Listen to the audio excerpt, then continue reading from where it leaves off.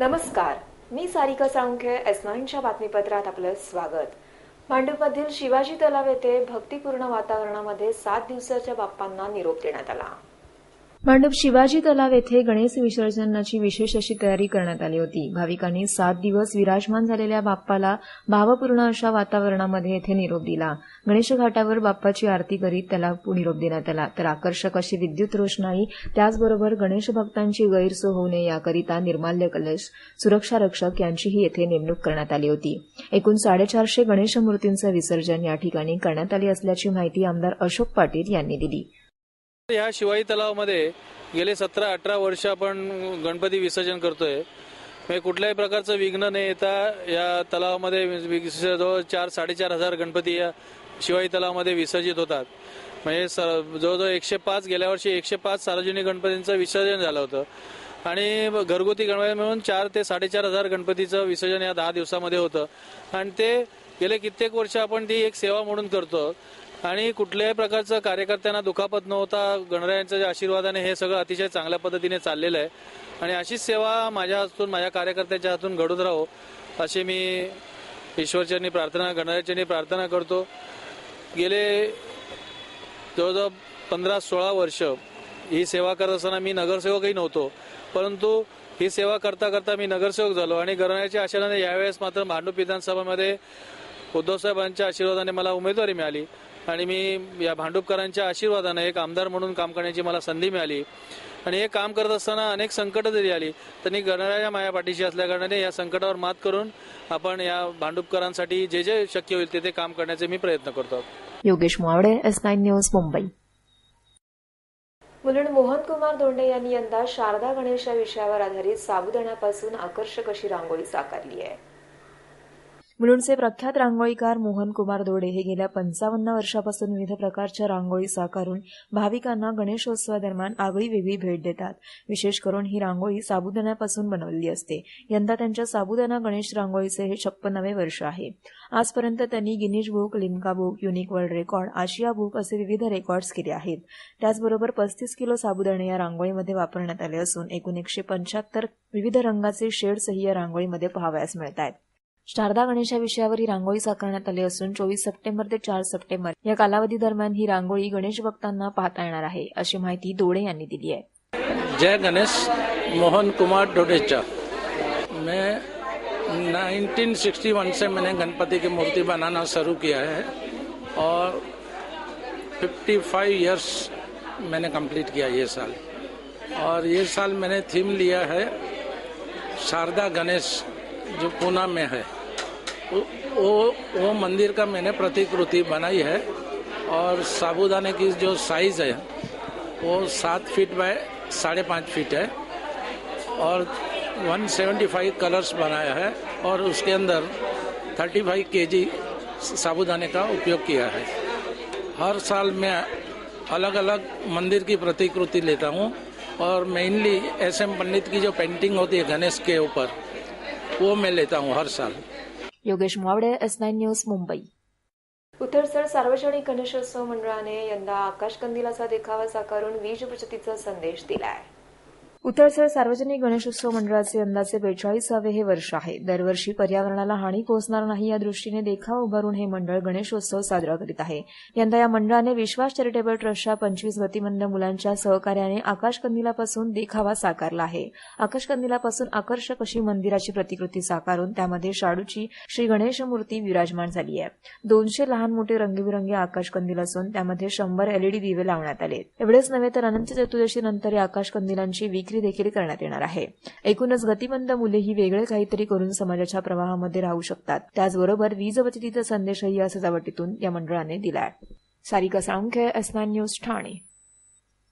S9च्या बातमीपत्रात वेळ जाईल अल्पशा विश्रांतीची.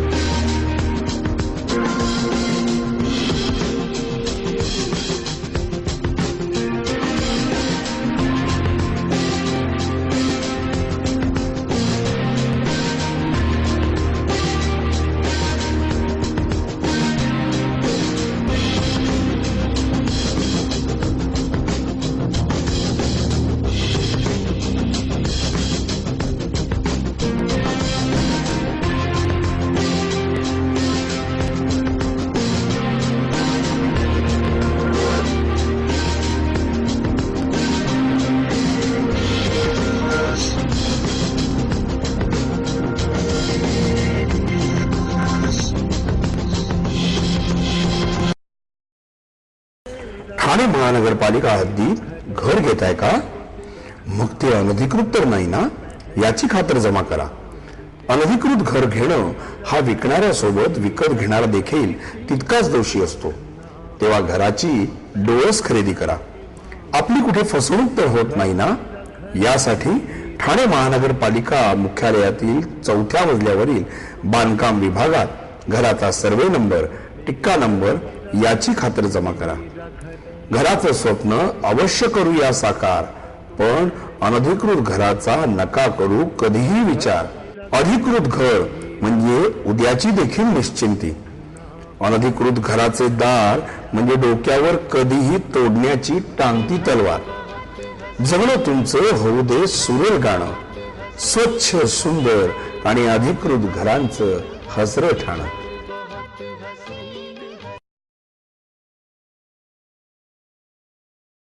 स्वप्नील जोशी, तरुण, सुपरहिट, विश्वासार्ह आणि सगळ्यात वेगानं वाढणारा ब्रँड. Ready ready ready.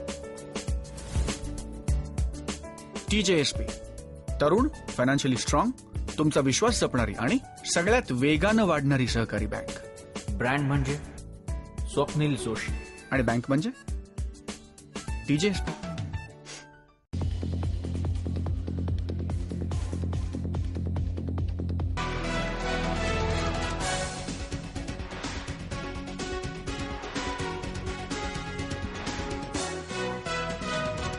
S9च्या बातमीपत्रात आपलं स्वागत.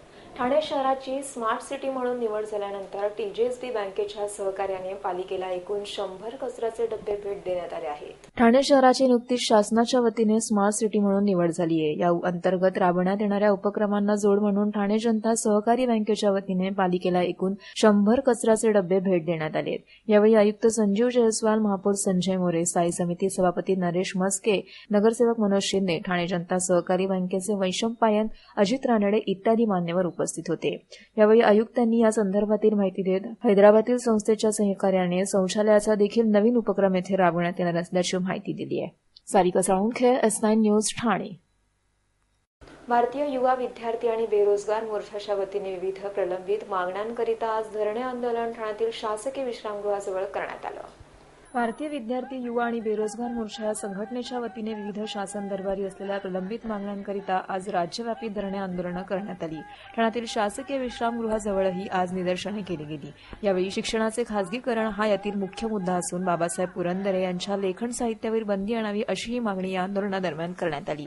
MPSC आयोगाद्वारे भरली जाणारी शासकीय सेवेतील पदेही खासगी ठेकेदारांकडून भरण्याचा शासनाचा निर्णय तातडीने बंद करावा. तसेच MPhil, PhD करणाऱ्या विद्यार्थी युवकांना विद्यापीठामध्ये योग्य मार्गदर्शन उपलब्ध करून द्यावे यांसारख्या विविध विद्यार्थ्यांच्या शैक्षणिक मागण्यांचे निवेदन आज ठाण्यातील जिल्हाधिकाऱ्यांना देण्यात आले, अशी माहिती ठाणे शहराचे अध्यक्ष निलेश येळवे यांनी दिली. शिवाय यानंतर शासनाने दखल न घेतल्यास घंटानाद आंदोलन करण्याचा इशाराही त्यांनी दिलाय. माझं नाव निलेश विनायक येळवे आणि मी भारतीय विद्यार्थी मोर्चा या संघटनेच्या ठाणा जिल्हाध्यक्ष म्हणून काम करतो. आज आम्ही या ठिकाणी ठाणा शहरामध्ये जिल्हास्तरीय आम्ही जे धरणे आंदोलन केलेलं आहे त्याचा उद्देश मुळात असा आहे की भारतीय विद्यार्थी मोर्चा हे राष्ट्रव्यापी संघटन असून राष्ट्र लेवलवरती विद्यार्थ्यांचे जे समस्या आहेत त्या समस्येसाठी आम्ही त्यांच्या हक्काधिकारासाठी आम्ही लढत आहोत. हा धरणं जे आंदोलन आहे हे धरणं आंदोलन ह्याच्यासाठी की जे भारतामध्ये किंवा या महाराष्ट्रामध्ये जे सरकार आहे हे सरकार या भारतातल्या भूमिपुत्रांचं नसून परकीय युरेशियन ब्राह्मणांचं आहे असं आम्ही समजतो. आणि एवढंच नव्हे, या भारतामधलं जे सरकार आहे हे इकडच्या या भूमिपुत्रांना, मूळ निवासांना शिक्षणापासून वंचित ठेवण्याचं विविध षडयंत्र रचत आहे. त्याच्यात सगळ्यात महत्त्वाचं म्हणजे आताच्या तारखेला MPSC, UPSCचे जे प्रायव्हेटायझेशन चाललेलं आहे त्या माध्यमातून आमचे जे भूमिपुत्र, मूळ निवासी विद्यार्थी जे सरकारी अधिकारी बनू इच्छित होते आणि त्या सरकारी अधिकारी झाल्यावरती समाजाचं रिप्रेझेंटेशनच्या माध्यमातून जे लोक समाजाचं कल्याण करू इच्छित होते ते त्यांना जी संधी आहे ती संधी त्यांच्याकडनं काढून घेतली जात आहे. आमचा जो मूलभूत अधिकार आहे की अन्न, वस्त्र, निवाराच्या व्यतिरिक्त जे सांगितलं जात नाही ते म्हणजे शिक्षण आणि त्याच्या व्यतिरिक्त आरोग्य. तर शिक्षण हा जो मुद्दा आहे हा शिक्षण आमच्या विद्यार्थ्यांच्या भविष्यातून काढून घेण्याचं जे षडयंत्र आहे. महत्त्वाचं आमचं असं मागणं आहे की MPSC, UPSC जे आहेत त्याचं प्रायव्हेटायझेशन होऊ नये, शिक्षणाचं बाजारीकरण होऊ नये त्याच्या व्यतिरिक्त आमचं असं म्हणणं आहे की जे सरकार आहे, ज्या शिक्षण नीती जी अंमलबजावणी करते त्या शिक्षण नीतीप्रमाणे संविधान निर्मात्यांनी जसं सांगितलं होतं की हे जे शिक्षण आहे हे प्रत्येकाला मोफत आणि सक्तीचं असलं पाहिजे, त्याप्रमाणे या जे सरकार आहे या सरकारने त्या संविधानाचं तंतोतंत पालन करावं अशा आमची त्यांच्याकडे मागणी आहे. Sarika Salunkhe, S9 news, Thane. भांडूपमधील आमदार अशोक पाटील यांच्या घरी विधान भवनाची प्रतिकृती साकारून त्यामध्ये श्री गणेशाच्या मूर्तीची स्थापना करण्यात आली आहे. भांडूपमधील शिवसेनेचे आमदार अशोक पाटील यांच्या घरी गणेशोत्सवाचे यंदाचे हे 45वे वर्ष आहे. अनेक सामाजिक संदेशाचे देखावे आपण सार्वजनिक मंडळाकडे पाहिले. मात्र भांडूपमधील अशोक पाटील यांच्या घरी थर्माकोलपासून विधान भवनाची प्रतिकृती साकारून त्यामध्ये श्री गणेशाची स्थापना करण्यात आली आहे. तसेच गतवर्षी ते बीएसटीचे अध्यक्ष असताना त्यांनी बीएसटीचा देखावा येथे साकारला होता, अशी माहिती अशोक पाटील यांनी S9शी बोलताना दिली. 45 वर्ष झाले मी आमची घरगुती घरी गणपती आणला आणि तेव्हापासून गणरायाची सेवा करतो आपण. आज गेली 45 वर्ष घरामध्ये आणि त्याचप्रमाणे प्रत्येक वेळेस जसं मला जमेल तसं त्याप्रमाणे एक चांगलं डेकोरेशन यावेळेस विधान भवन बनवलं होतं. मागच्या वर्षी मी बीएसटीचा अध्यक्ष असताना बीएसटी बनवली होती. अशा वेगवेगळे देखावे आपण बनवण्याचा प्रयत्न करतो. Yogesh Muvawde, S9 news, Mumbai. S9च्या बातमीपत्रात आज इथेच थांबू. तोपर्यंत नमस्कार.